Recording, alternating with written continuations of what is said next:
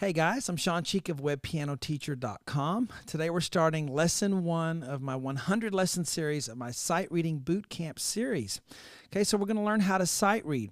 So we're learning a skill. We're not necessarily learning one song and memorizing it, going to the next one and memorizing it, and just hoping that we get better at reading music, because it doesn't work that way. A lot of us get caught in patterns of memorizing and then playing harder and harder things and thinking just because we can physically play something, we should be able to read the music. It doesn't work that way. And eventually you hit a roadblock and you get frustrated because you feel like you're stupid and I just can't do it, but I can play, but I can't read hardly anything.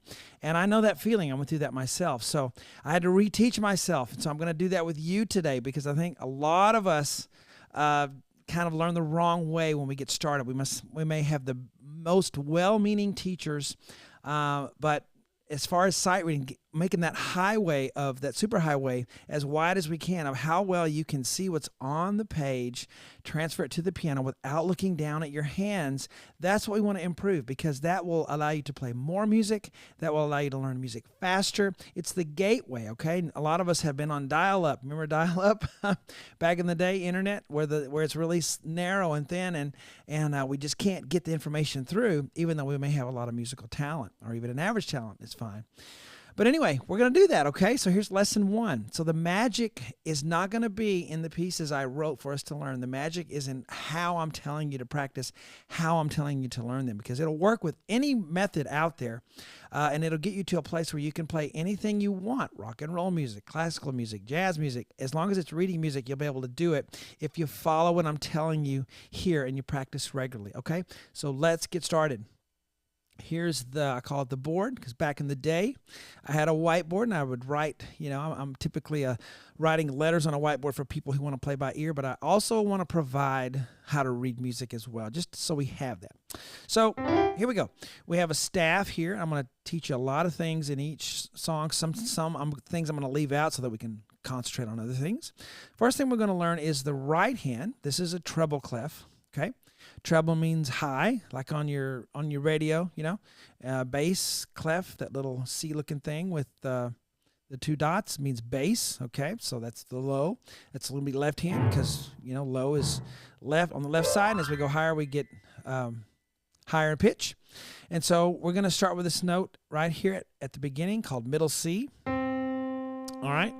And if you find 2 black keys on the piano, go to the left, it's a C. I apologize if you know some of this already, because I want to cover everything. So if you know some of this, that's great, but you still need to sit through it, okay? So just enjoy the fact that you already know some of these things, but hang on. Don't fast forward the videos. Hang with me. We'll catch up to you eventually.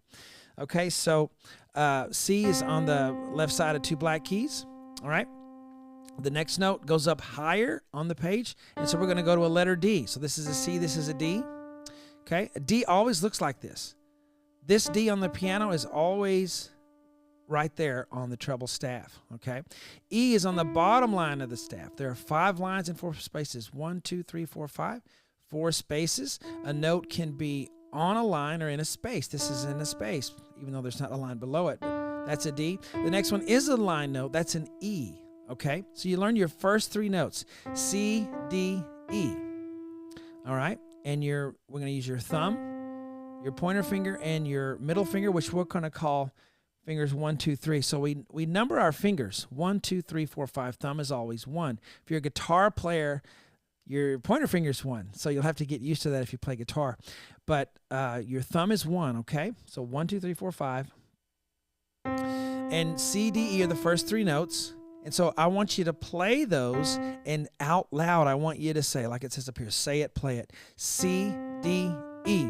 The reason I want you to say it out loud is because if you say it, then I know you're thinking about it. And if you don't say it, you're just going up, and you don't think of what the name of the note is. You say, I'm just going to go up.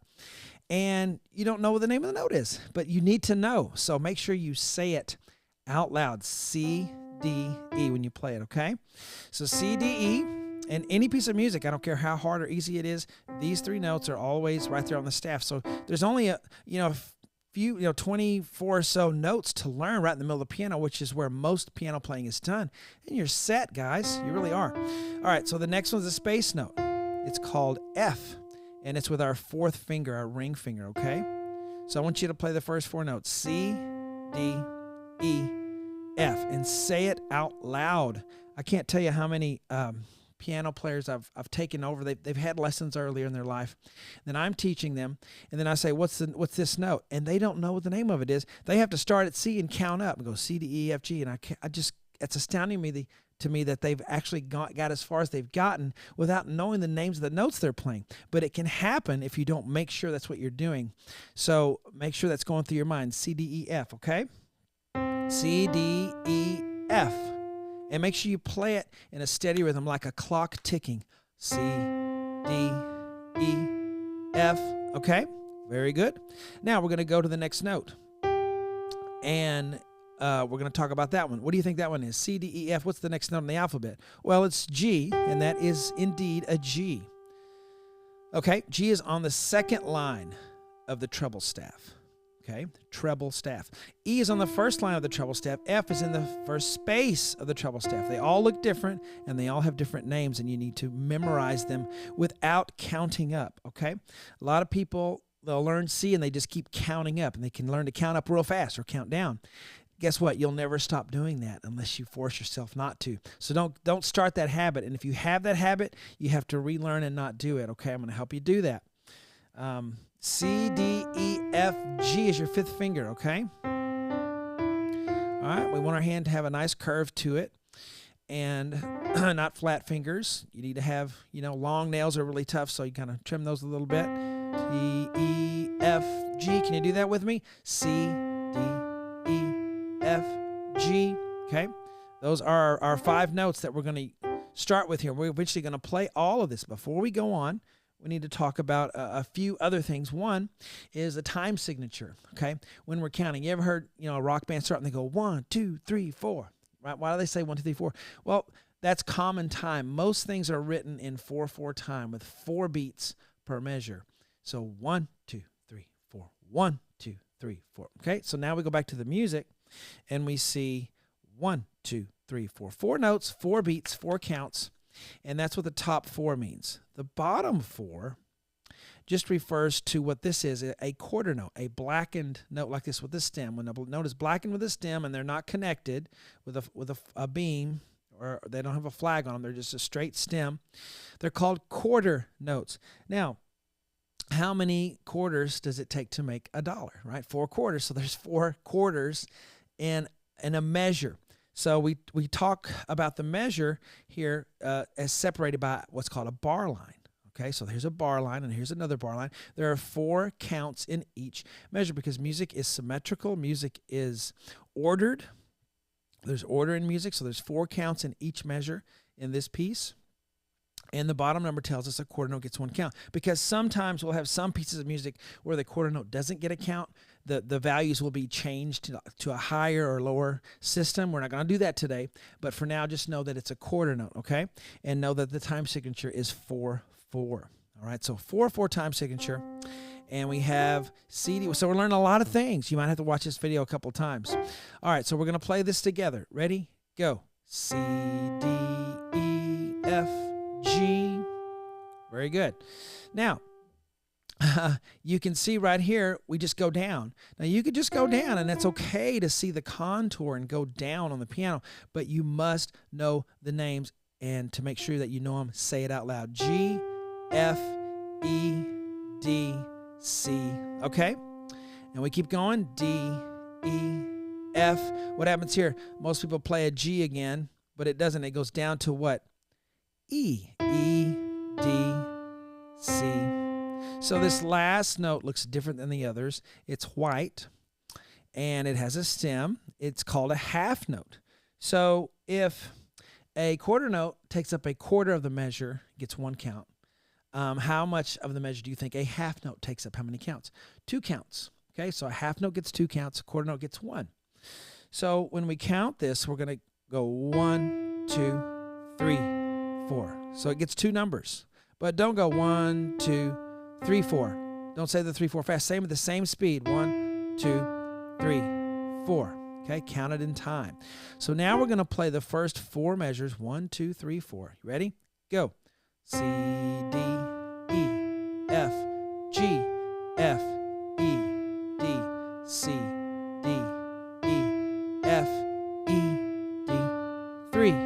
4.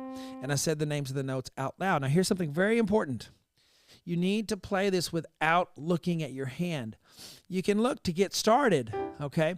But don't look down after that. If your hand gets off and you can tell and you feel that it's moved, okay, you can look down and find.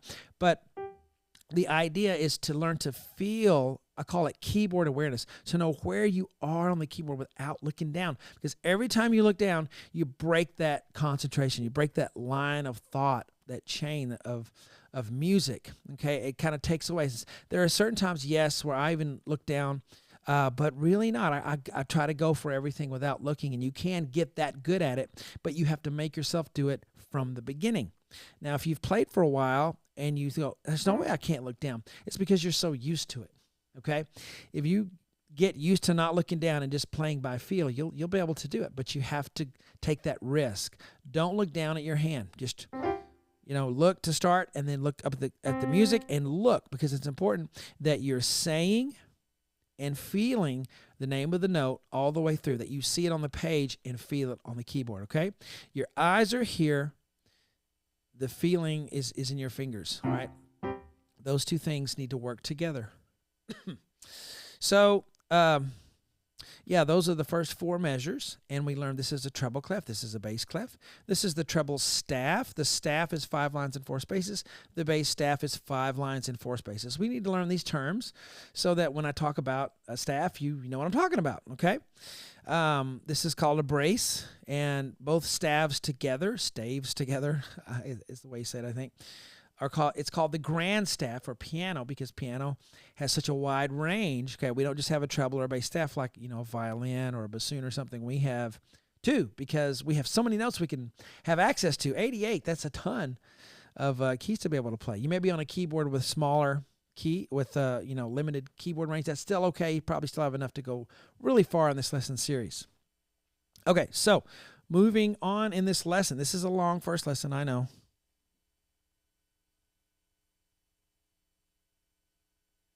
Okay, very cool. All my technology is working pretty good. Oh, you want to see the board? There we go. To get everything where the internet's working, my phone's working, my switchers are working. Is all, something always goes wrong. But it's all working pretty good right now. So this is the bass staff, okay? This is left hand. Unfortunately, the left hand staff is different than the right hand. We would like, for an F here to be an F, on the bass, but it's not. It's different, okay? So this note here is a G, and here's middle C, where we start with the right hand, right? So if you come down a little bit and you go to a G, here's 3 black keys. Here's a G right there. Okay, that's a G. And we are going to talk about why the notes are called, what letters they're called, and why in a minute. But just know that's a G. That's where your thumb goes. Your one finger, right? G. F is the next one. So G's in the top space on the bass staff. F is on the 4th line. 1, 2, 3, 4 on the bass staff. E is the 3rd space up. Is the 3rd space up with the 3rd finger. E, and then D is the 3rd space, the middle. I'm saying the wrong things. The 3rd line, the middle line, D. So G, F, E, D. Now you need to memorize that just like you memorize the right hand. C, D, E, F, G. We're going to memorize these 5 notes, okay? Left hand is always a little harder. Just is. Even if you're left-handed like me, it's just, the left hand always gives us problems that the right hand doesn't. So get used to that if you haven't already. G, F, E, D. Okay, G's the top space, F on the line, E space, D is on the line. And they always look like this, no matter what, if you're playing the Beatles or you're playing Bach. These notes are G, F, E, D. Okay, one more note to go for the 5th one, C. So C's on our 5th finger. Okay, and then notice this C looks like this one, the 2 black keys. So C's on the 5th finger. So G, F, E, D, C, D, E, F, G, F, E, D, E, D, C. There's a half note. Okay, so you need to memorize these, and you need to say it and play it, especially on the left hand, because people don't memorize their left hand as readily as the right hand, okay? So you got to say it out loud so that you know what it's called, because if you have to say it, then you're thinking about it. If you say, oh, I'm just going to think about it, you won't, okay? Make sure you say it out loud. Trust me, I've been doing this for, gosh, I'm going to be 50 this year, and I've been teaching since I was 16 years old, and I wasn't a very good teacher at first, but I've learned a few things through experience and through my own experience. And if you don't say it out loud, you're not going to learn the names of them probably, okay? So G, F, E, D, C, D, E, F, G, F, E, D, E, D, C, E. I did 2 counts, didn't I? 3, 4. There we go. All right, very nice. And you wonder what those little black rectangles are? Those are whole rests. While the right hand is playing, the left hand is doing nothing. And, you say, well, it'd be doing nothing anyway because there's no notes. But just to be, correct, I put rests in there because there's 4 counts of rest for the other hand. Okay. Measure 6, measure 7. So right here, we start with more left hand. And I did that on purpose when I wrote these because I know that we need left hand practice. So I like to go after the thing first that I know that's going to give people trouble instead of avoiding it. Okay, so we're going to go right, dig into the left hand. All right. So as we say this and play it, can you do it? C is the first one. What's this one? Do you know the name of it? Probably, don't guess. Know for sure. What is it? It's E. Okay? So we skipped. We went from C to E. It went up, yes, but it skipped over D and went straight to E. C, E. And what's that one in the top space? Well, that one's G. Remember? We started with that one, G. C, E, G. Okay? You need to know the names of these without a reference point. Don't count up from C. Don't count down from G. Just know what they are. Learn them. F is on that line, the 4th line. Okay? E, F, D, E, C, E, G, F. Okay? You may need to take a little longer if you're a brand new piano student, and that's okay. But say it and play it. We're going to move on, even though I know that you're going to need some practice time on that, okay? So I'm going to assume you'll pause the video and you'll practice, and then you'll come back when you're ready.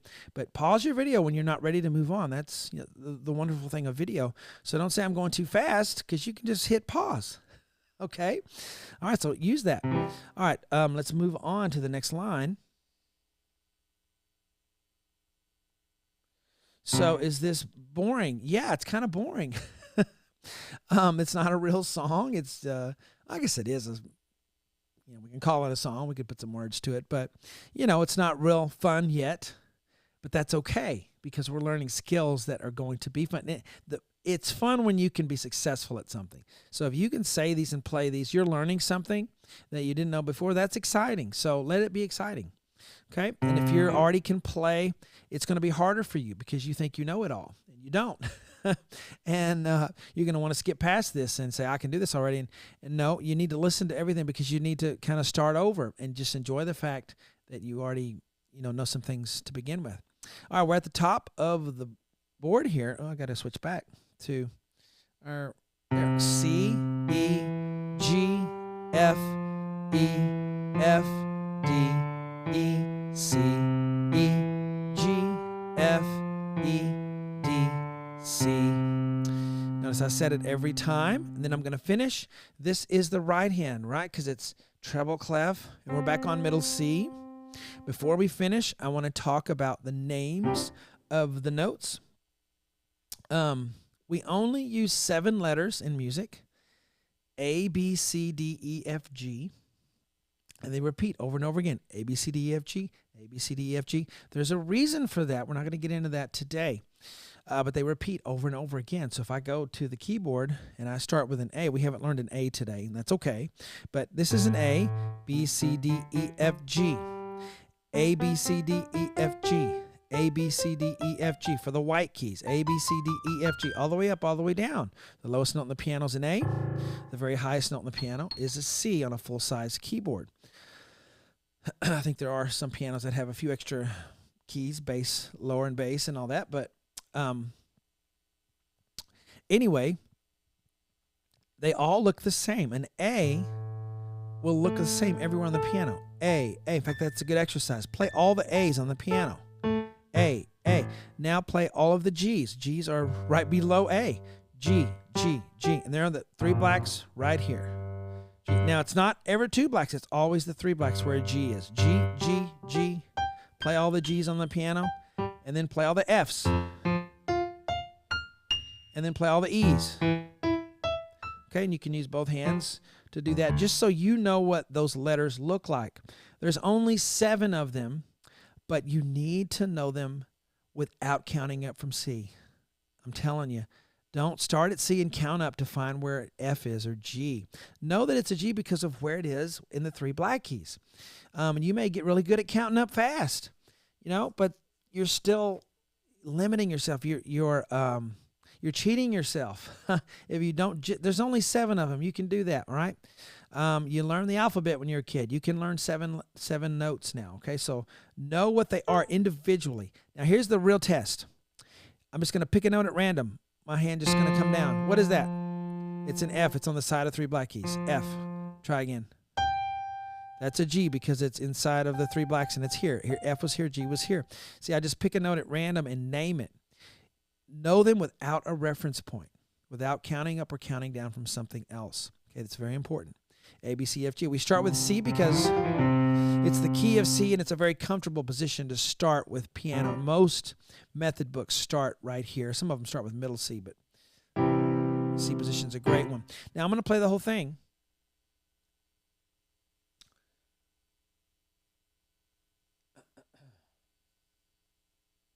I'll have to scroll in the middle, but I'll tell you when I'm doing that. Okay, but I want you to have the whole thing so that you can practice, okay? All right, so from the very beginning, here we go. Right hand, and go. C, D, E, F, G, F, E, D, C, D, E, F, E. For left hand, G, F,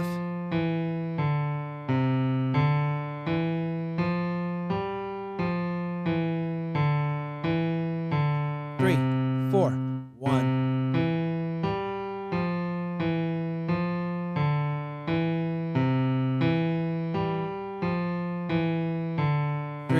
Right hand.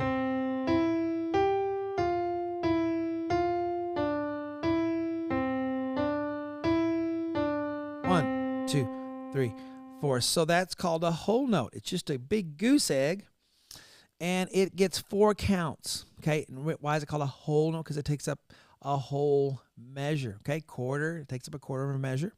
Half note, half the measure. Whole note, only one whole note will fit in a measure 4/4 time for either hand. So, yeah, so that last C, you count to 4. And don't count fast, count the same speed you've counted all the way through. That's your first lesson, is to play it and say it without looking at your hand. Don't look down, okay? Look down to start. Even if you get off, you keep messing up, and you have to look down to make. So what am I doing? That's fine, but then always let your goal be to not look down. Look at the music. All right, you're going to naturally start memorizing this. That's okay too, as long as you're looking at it. Now, once you start memorizing it, don't fail to keep your eye looking at the note you're playing, because there's a connection that's made when you play a note and you say it out loud and your eye sees that note. Don't just kind of start gazing off and daydreaming and play it memorized, because then you're not doing the skill of sight reading. You're just memorizing this song, and there's nothing to this song. There's no magic in this song. There's magic in how you do it. Say it and play it. Watch the music. I'm going to keep saying these things because I know how important they are, and I know how many people won't do it unless I say it 100 times. Okay?